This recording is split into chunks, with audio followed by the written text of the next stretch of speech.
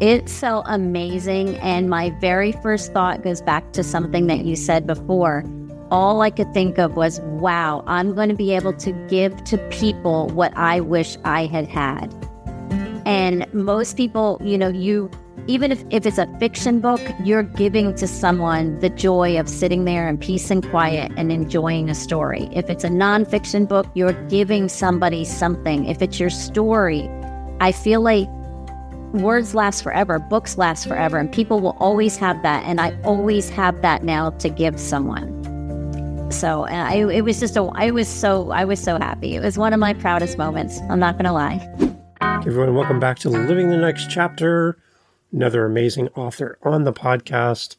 Excited to have Tammy Vincent on the show today. We're going to be talking about her writings, her speaking. She's a coach. She's got everything covered. So TammyVincent.com is the website. We're going to send you there in a little bit after we talk today. But Tammy, welcome to Living the Next Chapter. Glad to have you here. Thank you so much for having me. I'm super excited. It's really cool. And not only are we going to talk in this episode, you're coming back later today to record a second time with me. So I'm going to be on my best behavior so that you'll come back and record more with me. So there we go. It's good. Good stuff. We've already chatted already, but for those who haven't met you yet, Tammy, tell everybody where you are in this big world of ours. I am down in Florida, so right by Space Coast, or where they shoot off the rockets, Cape Canaveral. Really?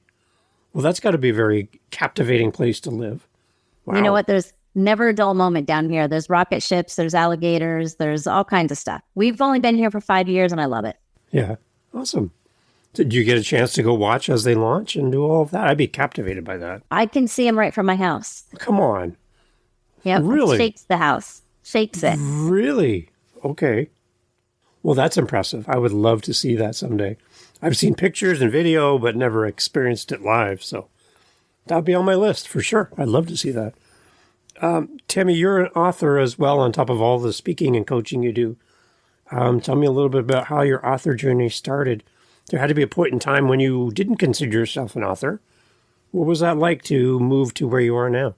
Well, my father actually used to always tell me, you got to write a book. You got to write a book. I was always writing poems and books and stories and journaling. And it was just, I had my head buried in a book all the time, reading, writing, whatever it was. And that was my dad's thing. You always got to write a book. And of course, having grown up the way I did, I never really had the faith in myself to do something like that. And then one day I was at this Christian seminar and we were doing this little listening prayer. And the guy there, he came out of this listening prayer and he looked at me and he said, I don't know what you're planning, girl. And I don't know what's going on, but I'm being told that time is now. So I was like, well, I guess it's time to write my book. Really? Okay. You mentioned in that the way you grew up, that this probably wasn't in the cards for you. Can you expand on that a little bit? Well, I grew up with two pretty abusive alcoholic parents. So I grew up with a lot of self-doubt, a lot of being told I would never do anything good, especially by my mom. I would never amount to anything. I was a waste. I was lazy. I was fat. I was stupid, whatever it was. So I really, every time I went to do something that seemed kind of daunting to me or a big task, I would be like, there's no way. There's no way I can do that. Just because I grew up being told my whole life that I couldn't do anything good. So I kept putting it on the back burner. I was like, only really cool people write books. Only really successful people write books. And my book, actually, ironically, the name of it is called Surviving Alcoholic Parents. So Tammy, there's somebody listening to our conversation. They're here because of the title of the book. They know you as an author, or they're meeting you for the first time. And they struggle with some of the things they've been told, just like you were. If I was to get out of the way for a minute, what would you like to say to that person who's been battling through what you've battled through to some degree of it's similar? What would you say to them to speak life into them? So what would you want to have heard earlier on yourself? That you are absolutely amazing and worth all good things, and that you are born beautiful and pure and divine, and that life beat that out of you, but it's inside of you still. So for people that feel like they will never be happy again, they will never feel joy again, it's absolutely not true. You have everything you need inside of you to access it. You just need to learn the tools. I always picture it as kind of like a campfire that you might have when you're camping, and it goes out, but there's little embers of life still in that flame that just need to be stoked and revived, and then whoosh, there it goes again, right? And I just think that we get beaten down so often, and it feels like we're almost snuffed out. There's nothing left of us, but there's just a little ember left of hope. And having somebody like you come along and say, listen, I know what it feels like to hear those words and to feel that way, but there's hope for you. It could be enough just to reignite that flame, right? And that is my hope, because people don't know, and you don't know what you don't know. So some children growing up in dysfunction, and it's not necessarily alcoholism. It could be any kind of dysfunction, anything that's going on in your life that is literally changing your parents' or your caregiver's availability to you emotionally and physically. Like, you're not getting the hugs, you're not getting the love, you're not getting everything you need. It's going to have the same lasting effect. And I tell people, I was always looking for outside help, but at the same time, I was looking for it, but I wasn't seeking it out. I was never asking for it. So you can look and wait all day long. It's not going to come to you. So, I want people to know that they have a voice. If something's bothering them, you can talk about it now. Emotions are okay. People have struggles, and it's okay. It's, it used to be to go out and seek help for anything was a sign of weakness. Right. There is a lot of power in being vulnerable. There's a lot of power in that. And once you can grasp that and wrap yourself around that and know that you have the power to speak your voice and be who you want to be and not beaten down, great things can happen to all of us. Yeah. How did you address any kind of imposter syndrome feelings about becoming an author in the process? I'm sure you had to battle through some of that. I really did. And I was laying in bed one night and it's like, why would anybody want to read this book? And literally it was like my alter ego person that talks in my head said, Tammy, don't you wish someone had given you that book when you were 12? Wow. And I was like, wham.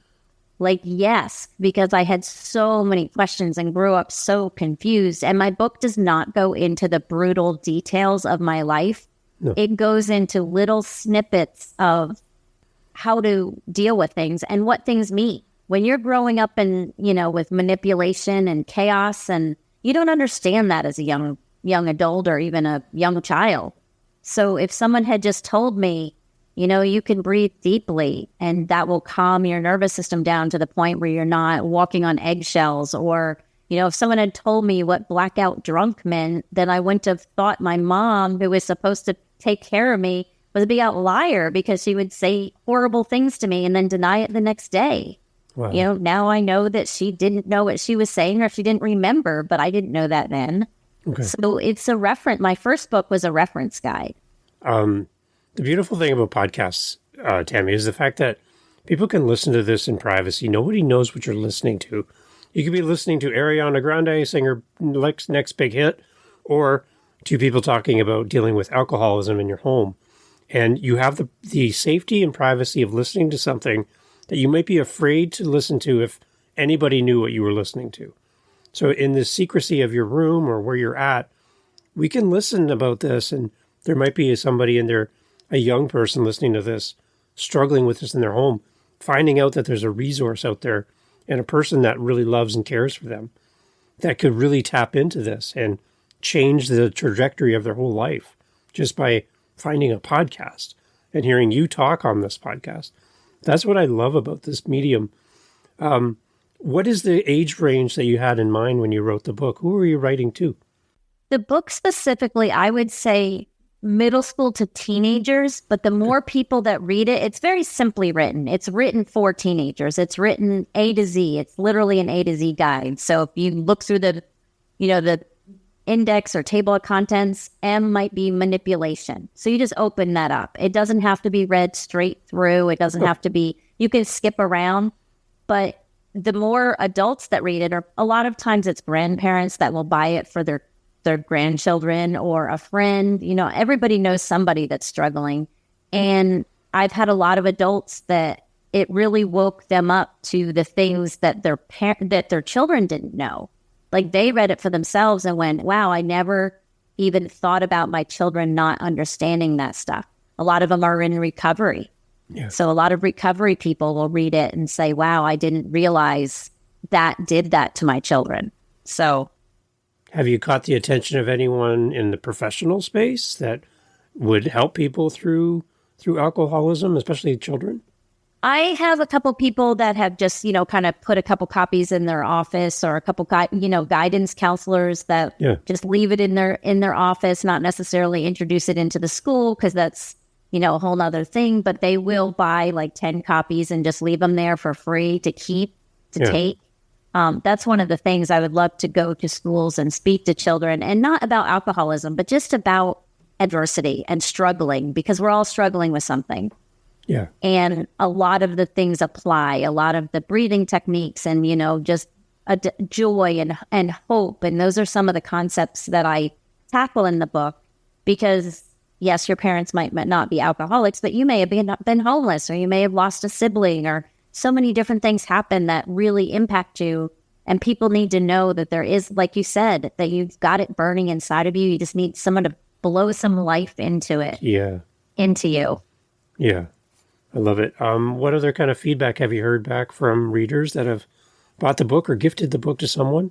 What kind of feedback are you getting? A lot of people will say to me, I literally felt like I was with you. I was sitting next to you reading it, because it's very simple. Like I said, it's very couple pages each chapter, but they can feel being there with me. And so it's really easy to read it and have empathy for somebody that is in that situation. I've gotten that feedback a lot. I've also had a lot of people tell me that it's just so simply written that, wow, like I couldn't have made it any more easy as a reference for people. And I did continue on and write one for educators after that, because my mission is to stand on the top of the mountain and yell to as many people as I can. So getting it into the hands of books, I know my parents are both alcoholics. They would have, if I had said, hey, this lady's coming to school and can I have $10? I want to buy this book. It's called Surviving Alcoholic Parents. There's a good chance that I would have been very physically harmed. So then my next mission was, okay, how do I get it to more children? And I would love for every guidance counselor to just have one sitting in their office. But my next book is more for professionals. It's for educators. There's got to be, Tammy, like an element of shame that survivors and children are dealing with, and maybe a loneliness factor as well, that they don't feel like they can talk about this with anybody. They go to school, they do their life, but they're really hurting inside, and they don't know where to turn. They don't know who's an ally and who's not. So how do we battle through that shame piece? Oh, absolutely. I remember just a quick example was I was in, I think, first grade, and I was at a ball field, one of those like where there's like 15 different ball fields around. So there's like a baseball tournament or whatever going on. And my mom got stung by a bee and dropped her pants in front of probably 400 people, was running around incoherent, screaming. My dad's trying to console her. And she was off the charts. I mean, she was already drunk. It was 2:00 in the afternoon. And we never mentioned it as a family. We got in the car. We never mentioned it. But I never, ever, until we moved 3 years later, I would not go out in public. I would not go to a friend's house. I had my head down at any time I went to the store, because I was so afraid that somebody was going to see me and connect me with that situation. And that's just one small example. I mean, there was tons and tons of things like that. And you didn't go for help then. That was just, my mother was a child psychiatrist. My dad was a high-end stockbroker. It's not like they were, brown paper bags and shoeless. I mean, they were normal people to the outside world, and there was no way I would have told anybody. And there was a lot of shame. Because, kids can be cruel at the best of times, and, any little sign of difference gets kind of magnified at school. And, if you don't want to do anything to make yourself stand out, when you're young, because that can become your nickname, your whatever. And, I just think of kids that are struggling at home and how they can come to school and be focused and move forward and chase their dreams, when they're just struggling to make it through the day. And the other side of it too is I see a lot of children with alcohol in the home with their parents, where the children become the parents. The children become the adults in the room because the parents can't take care of themselves.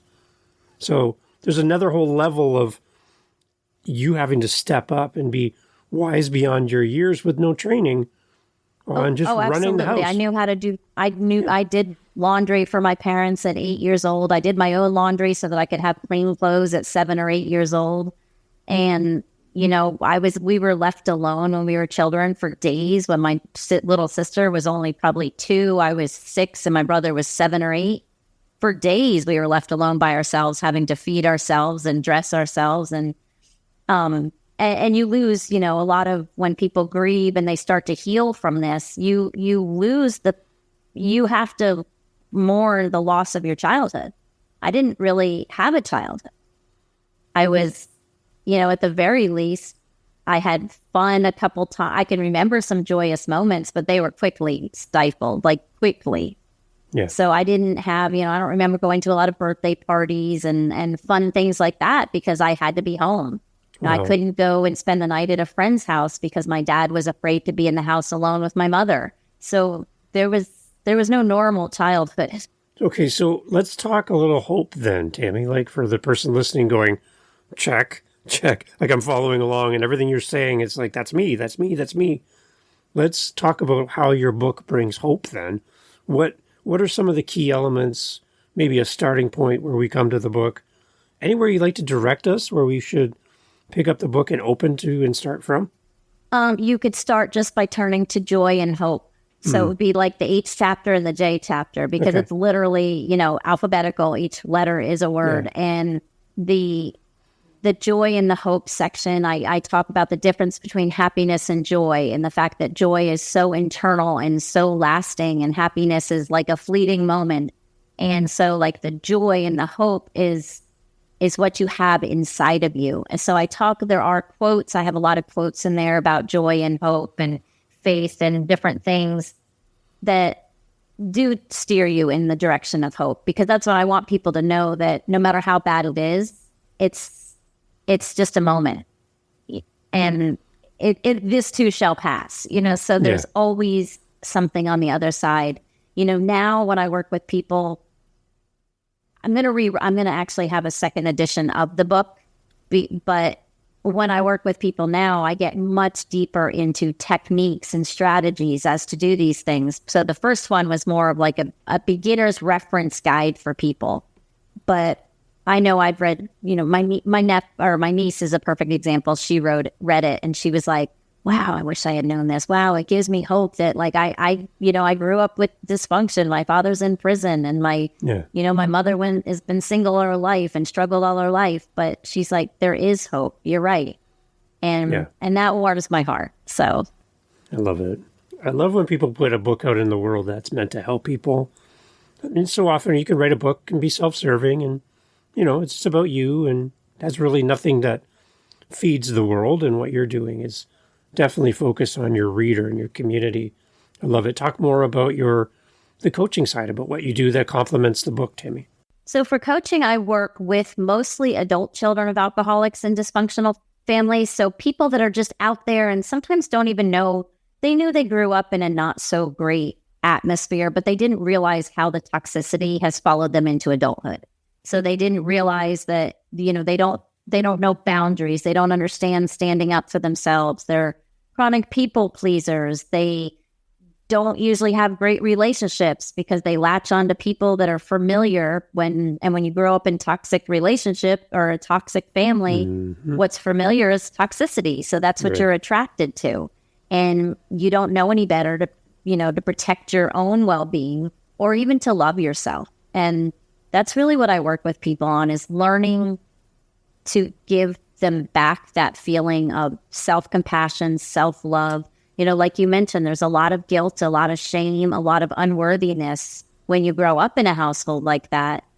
And until you truly feel worthy and truly feel that you should have a good life, you're going to make bad choices all throughout your life that steer you to not having a good life.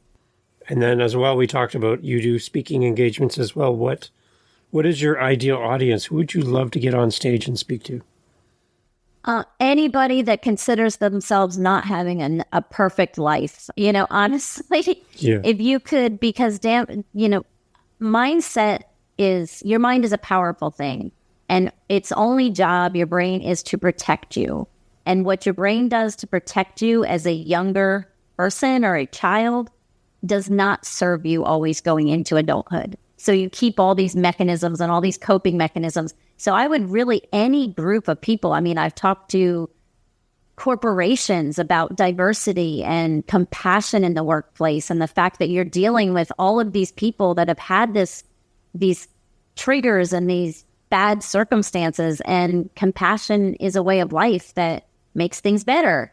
So just really, I say that I speak for adult children of alcoholics, but it's empowerment. It's anybody that grew up, anybody really. I know that sounds so broad, but if I go into a room of 20 people, I can guarantee you 25 or 26 are going to resonate with 50% of what I say. Yeah. Because I don't direct it at alcoholics or, people in recovery or people from alcoholic families. I direct it as just general, overall, you are worthy, you are good, you are empowered, but it's a choice and you have to want it. So I always like to know the answer to this question, Tammy. When you heard the doorbell ring and your first copy of your first book arrived at your house, and the first time you opened the box and took it out, held it for the first time, for the authors that are listening to us talk today, they're dreaming of that day. They feel like it's a million miles away, but they want to know what it feels like to see something that goes from an idea through all the hard work to reality, and you're holding it in your hands, to inspire the authors that are listening, to encourage them to keep writing their books. What does it feel like for you as an author the first time you actually put hands on your book for the first time? It felt amazing. And my very first thought goes back to something that you said before. All I could think of was, wow, I'm going to be able to give to people what I wish I had had. Yeah. And most people, even if it's a fiction book, you're giving to someone the joy of sitting there in peace and quiet and enjoying a story. If it's a nonfiction book, you're giving somebody something. If it's your story, I feel like words last forever, books last forever, and people will always have that. And I always have that now to give someone. So, and I was so happy. It was one of my proudest moments. I'm not going to lie. I love it. As far as our connecting with you and everything, Tammy, before we end off in a few minutes, again, the website, tammyvincent.com, is there. Tell us, just kind of give us a brief overview when we come to your website, what we see, what we can do as far as our contacting you through the website. It's a beautiful website, by the way. Oh, thank you. Just kind of talk us through the website and what are you hoping we experience when we come to your site? So when you get there, there's going to be 3 things on the top, and it's just action things that you can take. You can get a free seminar. You can reach a chat with me. You can talk to me about speaking for your group. The website is very functional, I guess you could say, but you can go more into it. There's more about the coaching. There's more about a little bit about me, a story about me, some testimonials. But I have everything there. Everything is accessible there. You can go to the shop section and you can get the books. You can go to the coaching section and learn about coaching. I love coffee chats. I love just people reaching out just to ask a question, especially when you hear something like this and they don't quite know, hey, is even this for me? I believe that if you've grown up in dysfunction, that you have paid the ultimate price, and it shouldn't cost a lot going forward. So nothing I don't offer $30,000 coaching packages. I make everything affordable and accessible to everybody. And that has always been my goal. You mentioned a second edition coming and some of the things you're going to be adding to what you've written in the past. Can you give us a little insight into some of the things you're kind of wrestling with in the second edition? So my podcast is called Adult Child of Dysfunction, and it is stories of hope and healing and people that went through all kinds of adversity and came out on the other side. So every time I do a podcast, I always ask, what are some words of wisdom or some thoughts that you have that you can leave the listeners with? And it's going to be those words of wisdom and then me expounding on that and telling them, giving them tips and tricks and kind of feeding into that. So it's going to be, I don't want to say a compilation because I'm writing the whole book, but I am going to take their general idea, those quotes, those things that they told me on the podcast, they think would help an audience of any time, at any time. So that's going to be the next one. So it's Thriving Stories. I don't know the exact title, but it's going to be Thriving Stories, hope and healing stories. Yeah. Amazing. Okay, so for a coach and an author, Tammy, before we end off today, encourage them around the idea of a podcast, because I have many. I love podcasts. You're a podcaster, so we're friends already. But what is the amazing bond between a podcast, you're speaking, you're coaching, and being an author? How does it all fit together for you to benefit you? And what is the joy of podcasting for you? To me, well, part of it is I started it because I know I could get on there and talk and I could teach. I could teach all day long on a podcast. And I sprinkle that in. But I want people to have different perspectives. So it's different. All my guests have a different perspective on how they did things and how they went through it.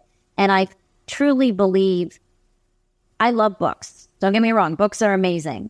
For something, I like to hear a voice. I've always listened to audio books because I like to feel the emotion. I like to hear the people that are reading the book or writing the book or whatever it is. Something about, just like you said, putting on your headphones and being in silence and just listening to somebody talk about life or teaching you or whatever it is. There's so much information, and I just feel like I feel like my listeners know me. And I get a lot of comments. And a lot of comments I don't get, or that I get, are not directly underneath the podcast because they're personal issues. But I'll do an episode and I'll say one thing and go, I bet you I'm going to have somebody reach out to me about that one. And sure enough, in my inbox, I'll be like, Tammy, got a question. So I just feel like it's a great way to get your information out to people and let them know that you're there and that you want people responding. You want people interacting. You want people asking you more. It's amazing. It's amazing. Okay, so TammyVincent.com is the website. Tammy, queue up, because what I'm going to do for this episode is I'm going to put a link to your podcast so people can go right from this straight over to your podcast and start listening right now, because they're at the gym, we're done, and they're like, I want more Tammy. Like, we all want more Tammy, obviously. But they're going to come to your podcast right after we hit stop on this episode. So introduce them to your podcast again, do your little intro, however you want to do this, but set up your podcast so that we can all just leave here and come right to you, follow, subscribe, and do all the great stuff we're going to do. But set us up now, because we're going to head over there right now. So okay, great. There. Well, yes, just come on over. It's on every single podcast platform you can think of. It's just Adult Child of Dysfunction. And there we are going to take guests, experts, friends, family, whatever it is, and we are going to talk about trials to triumph, hope and healing, and stories of resilience and no more pain, just joy. That's what we talk about. We talk about joy and how we can find joy after adversity. And I'd love to have you visit, subscribe. In the show notes on all my podcasts, there's all kinds of freebies. You can get free courses. You can get free downloads. There's all kinds of stuff in there. Awesome. So I'd love to have you join me.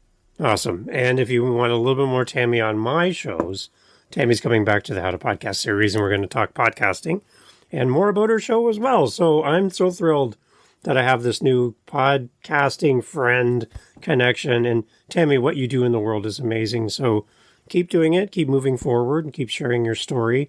Because I think every single time you see that email or that listen number on your podcast or a book sale, that's someone you're helping. So thank you for doing what you do. Well, thank you so much, because I think it's amazing what you're doing, sharing the message with all of us people, that just sharing positive messages. And I think it's great. Thank you, Dave.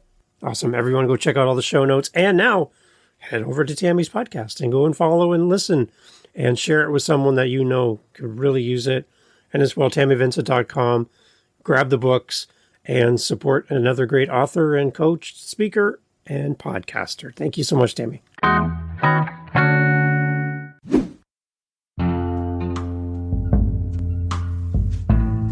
Hey, well, thank you for listening. It's a new year, and we're excited to be releasing even more great episodes of Living the Next Chapter, and we want you to come along for the journey. Thank you for being here.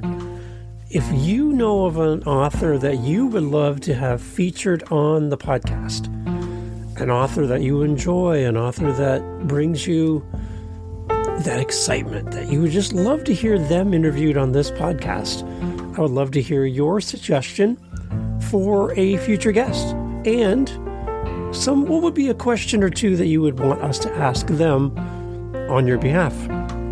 Go to livingthenextchapter.com. There's a little speak pipe icon there. You can leave me a voice message. Tell me who should be on the show and give me some question ideas. And I'll use your request and reach out to that author and invite them on and give you full credit for the idea. livingthenextchapter.com. Would love to hear your suggestion, and thank you for listening. Catch you on the next episode.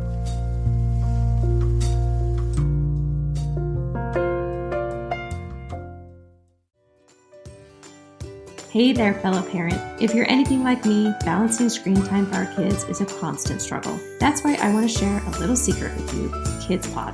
It's this amazing app I found that's packed with podcasts just for kids. Imagine stories, learning, and fun, all without the screen. It's been a game changer in our house, keeping my kids engaged and their imaginations running wild. And guess what? It's completely free. So download KidsPod today. Trust me, it's a decision you won't regret.